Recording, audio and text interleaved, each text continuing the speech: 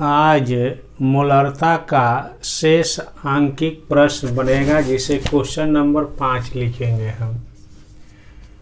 Question number 5 कह रहा है 4% NaOH विलयन की मोलरता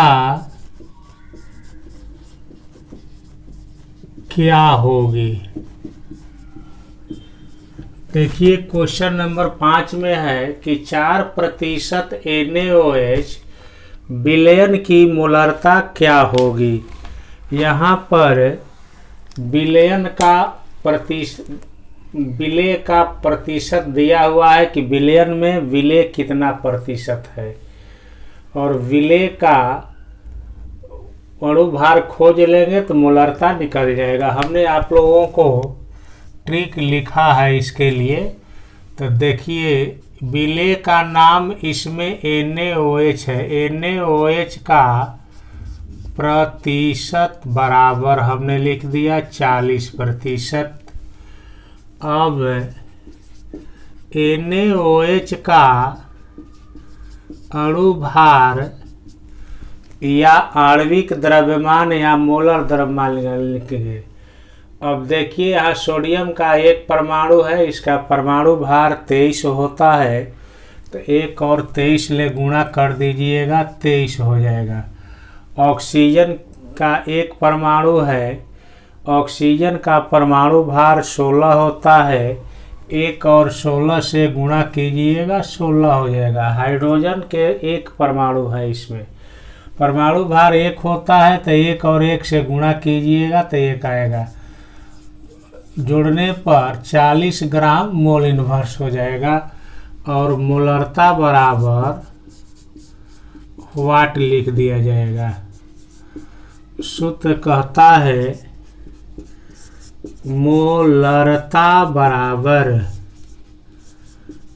विलय का प्रतिशत गुणे 10 लिखे होंगे आप लोगों को, बटा में विलय का अणुभार हमने देखिए लिख दिया।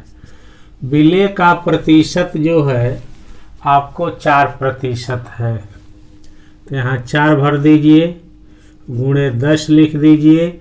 अब विलय का अणुभार 40 है, कट करके 1m आंसर आ जाएगा। यह कंपटीशन का क्वेश्चन है। अब देखिए अगला क्वेश्चन बनाने जा रहे हैं, फिर से बता देते हैं। 4% NaOH विलयन की मोलरता क्या होगी, क्वेश्चन कह रहा है। NaOH इस क्वेश्चन में विलय है, जिसका प्रतिशत दिया हुआ है 4% है, इसीलिए यहाँ पर NaOH का प्रतिशत बराबर 4% लिख दिया। NaOH का हमने अणुभार देखिए लिख दिया है, मोलरता निकालनी है। मोलरता के लिए हमने एक फार्मूला आप लोगों को लिखा था, उसको यहाँ लिख दिया है। विलय के रूप में NaOH है, इसका प्रतिशत 4%, इसलिए 4 भर दिया, 10 जेम का तेव लिख दिया। विलय का अणुभार 40 से लिख दिया, कटने पर 1 आ जाएगा।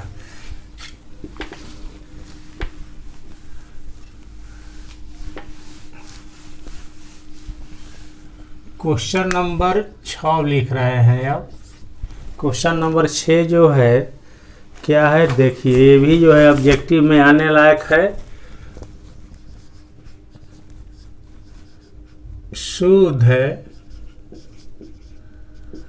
शुद्ध जल की मोलरता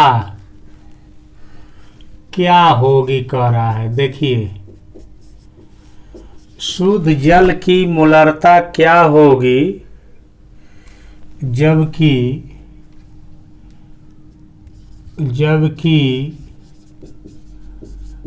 जल का घनत्व 1 ग्राम प्रति ml है। देखिए क्वेश्चन कह रहा है कि शुद्ध जल की मोलरता क्या होगी जबकि जल का घनत्व तो 1 ग्राम प्रति मोल है या 1 ग्राम मोल इनवर्स भी लिखा जाता है। तो हम क्या करेंगे कि देखा जाता है डिफिनीशन में कि डिफिनीशन कहता है कि किसी विलेय के 1 लीटर में उपस्थित विलेय के मोलों की संख्या को ही उस विलेय की मोलरता कहते हैं। अब देखिए शुद्ध जल का निकालना है तो क्या करेंगे कि शुद्ध जल के जगह पर हम H2O लिख देते हैं ना। H2O का द्रव्यमान या भार खोजेंगे हम लोग। ठीक, आप लोग पढ़े होंगे फार्मूला, घनत्व बराबर द्रव्यमान बटा में आयतन। देखिए हमने लिख दिया, तो घनत्व दिया हुआ है। तो अब देखिए घनत्व कितना दिया है, तो देखिए यहाँ लिख देते हैं H2O का घनत्व बराबर 1 ग्राम प्रति ml। अब देखिए विलयन का आयतन बराबर हम 1 लीटर लिख देते हैं, यहाँ ml है इसलिए 1000 ml कह देते हैं। ठीक, अब देखिए शुद्ध जल का द्रव्यमान निकालिएगा पहले, इसीलिए यहाँ पर वाट लिख दिया। अब फिर निकालने के बाद मोलरता निकालेंगे उसका। मोलरता निकालने के लिए जल का अणुभार भी खोजना पड़ेगा हम लोगों को। तो पहले इसके माध्यम से द्रव्यमान निकालने जा रहे हैं। देखिए घनत्व बराबर द्रव्यमान बटा आयतन, तो द्रव्यमान बराबर हो जाएगा घनत्व गुणे आयतन। तब देखिए अगर लिखना होगा शुद्ध जल का द्रव्यमान बराबर घनत्व गुणे आयतन हमने लिख दिया। देखिए इसको निकालने के लिए इसको नहीं भी लिख सकते हैं, लेकिन आपको ज़्यादा समझ में आने के लिए आप लोगों को हमने लिख दिया है। घनत्व देखिए 1 ग्राम प्रति ml है, आयतन जो है 1000 ml लिख दिया। देख लीजिए, तो ये बटा में है, बटा से ml ये कट जाएगा, 1 से और 1000 से गुणा कीजिएगा, 1000 ग्राम हो जाएगा। अब H2O का अणुभार खोज लीजिए। H2O का अणुभार या मोलर द्रव्यमान, तो हम लोग इसको डायरेक्ट लिख सकते हैं 18 ग्राम मोल इनवर्स कर सकते हैं। अब सूत्र लिखना चाहिएगा तो लिख सकते हैं ना, तो ऐसे भी लिखा जाता है। देखिए मोलरता बराबर विलेय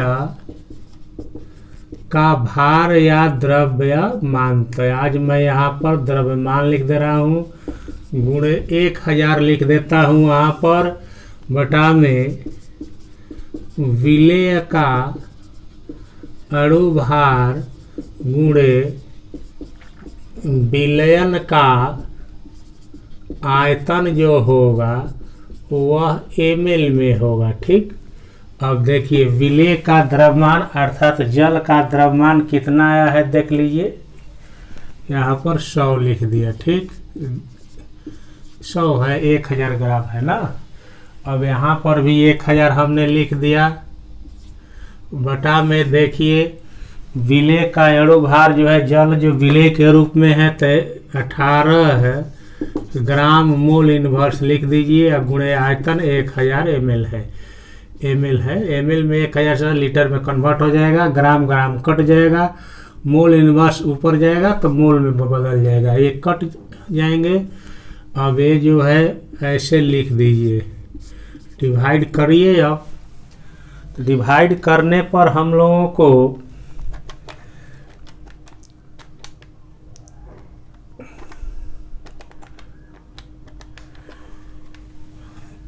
(55.55 m लिखते हैं। ये ऑब्जेक्टिव के लिए फेमस है, समझ लीजिए, याद रखिएगा कि जल का मोलरता जो है, जल की मोलरता जो होती है 55.55 या 55.6 कहीं लिखा हुआ मिलेगा। कंपटीशन में पूछ रहा है। न्यूमेरिकल ज़्यादा बनाइएगा तो आपका जो है कैलकुलेशन करने का जो रफ्तार है बहुत तेज होगा और कंपटीशन निकलने की संभावना अधिक रहती है। इसलिए न्यूमेरिकल को पैड पर हमेशा बनाते रहिए। अब फिर से शॉर्ट में समझ लीजिए कैसे निकालिएगा। तो देखिए, जल शुद्ध जल की मूलरता निकालनी होगी तो 1000 में क्या कीजिएगा, 18 से भाग दीजिएगा। जैसे यहाँ पर 1000 कट जा रहा है ना, तो ट्रिक है उसका। देखिए लिख देते हैं आप लोगों के लिए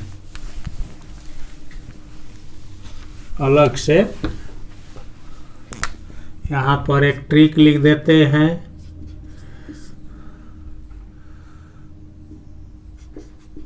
H2O की मूलरता बराबर 1000 बटा में 18 बराबर 55.55 m। याद रखिएगा, हो जाएगा। किसी भी कंपटीशन में बैठिएगा, याद रखिए कि 1000 में उसके अनुभार से भाग दे देंगे। अब देखिए आगे चर्चा करें जो NCERT से रिलेटेड है।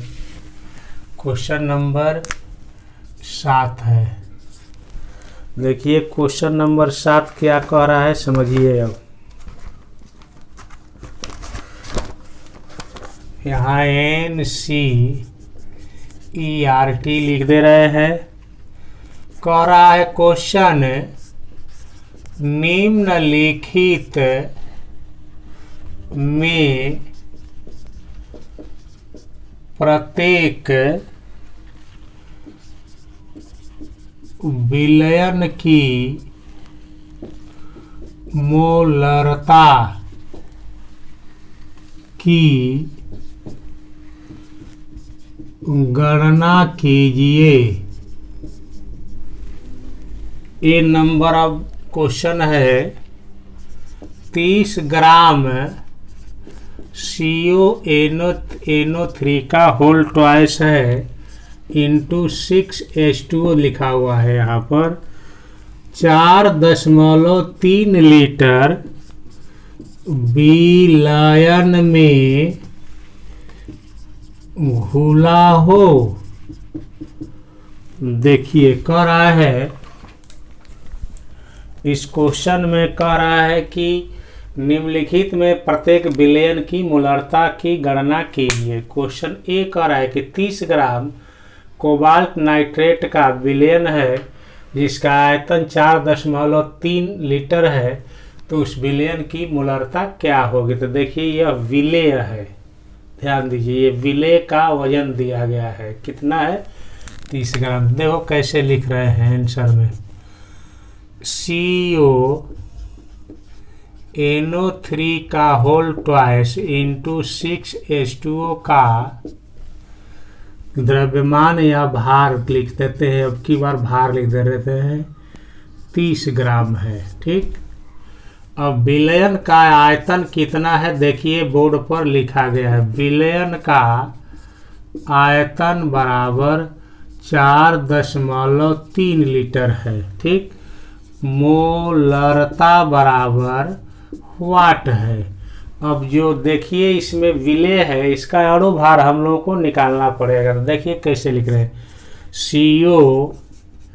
CONO3 का होल ट्वाइस इंटू 6H2O का अणुभार बराबर। ठीक, यहाँ पर देखिए कोबाल्ट है, कोबाल्ट की संख्या 1 है, तो कहिएगा तो 1 लिख देते हैं, गुणे इसका परमाणु भार 59 होता है, तो 1 गुणे 59 कर दिया। ठीक, प्लस डाल दिया। अब देखिए नाइट्रोजन यहाँ 1 है, अंदर में घेर कर 2 लिखा गया, तो 1 और 2 से गुणा करेंगे हम लोग, तो यहाँ 2 आ गया। नाइट्रोजन के 2 परमाणु हो गए। अब परमाणु भार जो है 14 होता है, तो 14 से गुणा कर दिया हमने। अब देखिए ऑक्सीजन के परमाणुओं की संख्या 3 दूनी के 6 लिख दे रहे हैं, 6 हुआ। ऑक्सीजन का परमाणु भार 16 होता है, तो 16 डाल दीजिए यहाँ पर। अब जल के 6 अणु है, देखिए तो 6 लिख करके गुणे 18 डाल देते हैं।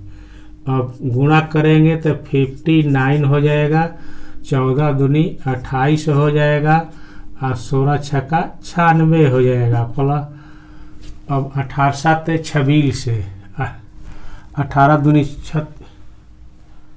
18 छक 28 से 108 पढ़ते हैं हम लोग। अब जोड़ेंगे इसको हम लोग कि कितना आ रहा है आपका।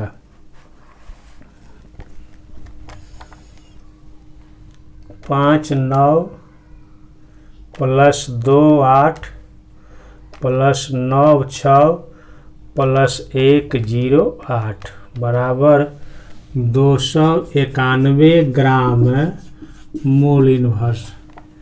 फिर से मिला दे रहे हैं, 59 हो जाएगा, 14 दूनी 28 हो जाएगा, 16 छक्का 96, 18 छक 28 से पढ़ते हैं 6 गुणे 18। अब देखिए अब सूत्र यूज करेंगे हम लोग। सूत्र जो ऐसा यूज करेंगे जिसमें ग्राम हो और लीटर हो। तो देखिए क्या लिख रहे हैं, मोलरता बराबर विलेय का भार। अब की बार लिख दिया, द्रव्यमान भी लिख सकते हैं, भार है। देखिए यहाँ आयतन लीटर में है इसलिए यहाँ पर 1000 से गुणा नहीं करेंगे। अब लिखेंगे कैसे हिंदी, देखिए विलेय का अणुभार गुणे विलयन का आयतन जो है लिख दिया हमने लीटर में। देखिए अब विलेय का भार कितना है लिख दीजिए, 30 ग्राम है, बटा में विलेय का अणुभार कितना है, देखिए 291 ग्राम मोल इनवर्स है, गुणे आयतन कितना है 4.31 लीटर है। देखिए अब क्या कर रहे हैं कि ग्राम से ग्राम कट जाएगा यूनिट में, मोल इनवर्स ऊपर जाएगा तो मोल हो जाएगा, तो मोल प्रति लीटर आ जाएगा। दशमलव अब देखेंगे केवल नीचे वाले पद में है 4.3 है, दशमलव के दाहिने ओर 1 अंक है तो 1 जीरो ऊपर बैठा देते हैं। तो देखिए 30 गुणे 10 लिख दिया, बटा में 291 गुणे 43 हो गया। अब इसे गुणा कीजिएगा 300 हो जाएगा, और नीचे वाले को गुणा करें 291 into 43 12513 291 into 4 3 is equal to, ठीक है गुणा। अब देखिए 300 divided by 1253 is equal to 0.239 m हो जाएगा। ये जो है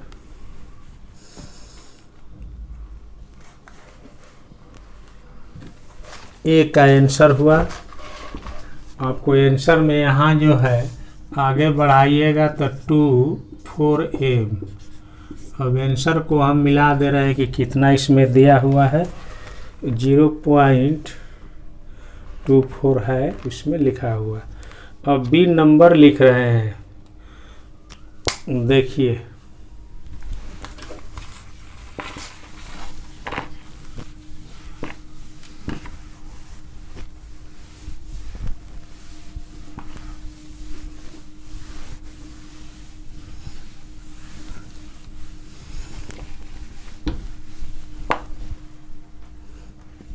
अब एनसीईआरटी का क्वेश्चन नंबर बी हल करेंगे। देखिए बी क्या है, लिख रहे हैं 30 ml 0.5 m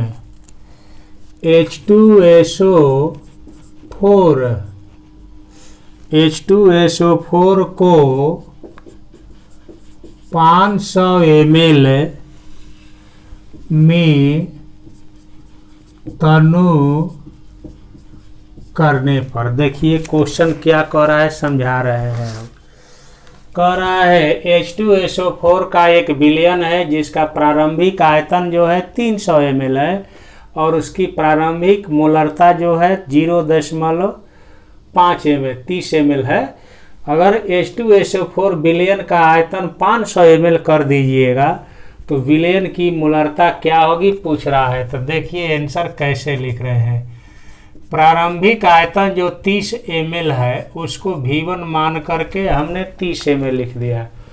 प्रारंभिक मोलरता को M1 मान दिया और 0.5 m लिख दिया। देखिए, और अंतिम आयतन को V2 मान करके 500 ml कर दिया हमने। तो कह रहा है कि अगर H2SO4 का विलयन जो है 30 ml है और उसकी मोलरता 0.5 m है, तो अगर विलयन को 500 ml कर दिया तनु करके तो उसका मोलरता क्या हो जाएगी आप लोगों से पूछ रहा है। देखिए, तो इसका एक ट्रिक लिख दे रहे हैं 1 मिनट में बनाने वाला। M1 V1 बराबर M2 V2। देखिए M2 इज इक्वल टू लिख देते हैं, इधर ला दीजिए M1 V1 by V2। Value भरिए। अब M1 का मान 0.5 m है, ठीक, और V1 का मान 30 ml है। देखिए 3 है, 30 ml लिख दिया। और ये जो है नीचे जो है V2 जो है 500 ml है। अब देखिए ml से ml कट जाएगा, एक जीरो नीचे ला देते हैं, दाहिने एक अंक है दशमलव का, शॉर्ट मारिए ऐसे। देखिए 500 गुणे 10 कर दीजिए, एक जीरो कटा दीजिए, ये 10 से हटा दीजिए। अब भाग दे दीजिए, आंसर आ जाए। 2 जीरो है तो 2 अंक पर लिखिएगा, तो कहीं अंक है, एक जीरो बैठा कर ऐसे m लिख दीजिए, हो गया। यही जो है आपका आंसर हुआ। अब जो है मोललता जो है अगले वीडियो में बनाएंगे, पढ़ाएंगे हम।